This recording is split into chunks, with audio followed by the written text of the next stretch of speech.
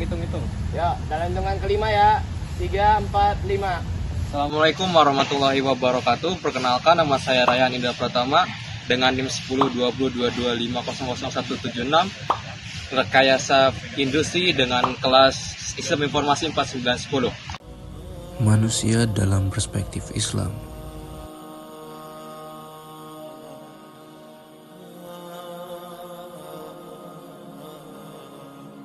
Segala puji bagi Allah yang telah menciptakan manusia sebaik mungkin dan juga menciptakan paling mulia di antaranya. Pada kesempatan kali ini saya akan membahas tema manusia dalam perspektif Islam. Di sini kita diajarkan bagaimana menurut pandangan Islam tentang manusia dan juga bagaimana seharusnya kita hidup dalam fitrah yang telah Allah tetapkan. Kedudukan manusia. Kedudukan manusia dalam Islam. Tetapi dalam Islam manusia bukan diciptakan hanya tanpa tujuan. Allah menciptakan manusia yang diberi akal, hati, dan juga kehendak untuk mengenal Tuhannya.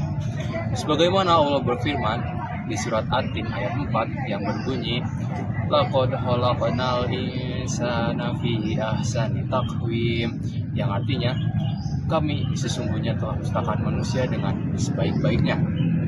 Ayat itu menegaskan bahwa manusia memiliki potensi secara fisik, intelektual, dan spiritual. Tetapi manusia tidak akan mewujudkan kemuliaan itu tanpa kedudukan dan tunduk kepada Allah Subhanahu wa Ta'ala. لقد خلقنا الإنسان في أحسن تقويم.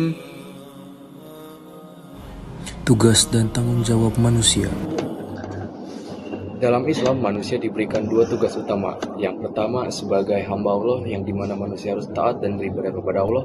Dan yang kedua adalah sebagai khalifah di bumi, yang dimana manusia harus menjaga kemakmuran di bumi. Sebagaimana firman Allah di surat Az-Zariyat ayat 56 yang berbunyi, Wa ma khalaqatul jinna wal insa illa liya'budun, yang artinya sesungguhnya aku tidak menciptakan jin dan manusia melainkan hanya untuk beribadahku.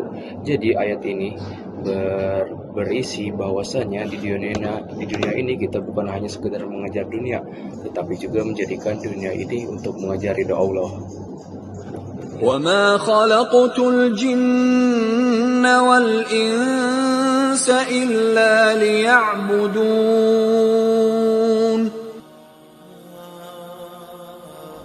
Nilai dan akhlak manusia. Dalam perspektif Islam, manusia yang paling mulia bukanlah manusia yang paling kuat ataupun yang paling kaya, melainkan yang amalnya paling baik. Sebagaimana sesuai dengan sabda Rasulullah SAW yang berbunyi, sesungguhnya Allah tidak melihat kalian dari rupa dan harta kalian, melainkan melihat dari amal dan kebaikannya. Hadis riwayat Muslim. Maka bisa kita simpulkan dari hadis tersebut bahwa manusia tidaklah dinilai dari status sosial ataupun harta mereka, melainkan dari ketulusan dan kebaikan amalnya. Pada akhirnya manusia lahir, tumbuh, lalu bekerja. Semua itu seolah menjadi rangkaian panjang perjalanan hidup. Kita berjuang untuk masa depan, mengejar cita-cita, menempuh pendidikan tinggi, dan berusaha keras agar hidup itu berarti. Namun, apakah kita pernah berhenti sejenak, lalu bertanya kepada diri sendiri, untuk apa semua ini? Dalam pandangan Islam, segala hal yang kita lakukan sekecil apapun akan bermakna hanya jika diniatkan untuk Allah. Karena sejatinya manusia diciptakan bukan hanya untuk mengejar dunia, tetapi untuk beribadah kepadanya. Kesimpulan dari video ini adalah maka bekerja dengan jujur adalah ibadah, menuntut ilmu dengan sungguh-sungguh adalah ibadah, dan kita harus mensyukuri nikmat yang telah Allah berikan kepada kita, dan juga kita harus belajar bahwasanya di dunia ini kita adalah mengejar ridho Allah Subhanahu wa Ta'ala, karena pada ujungnya kita diciptakan hidup dan juga mati hanya untuk beribadah kepadanya dan kembali kepadanya. Terima kasih. Wassalamualaikum warahmatullahi wabarakatuh.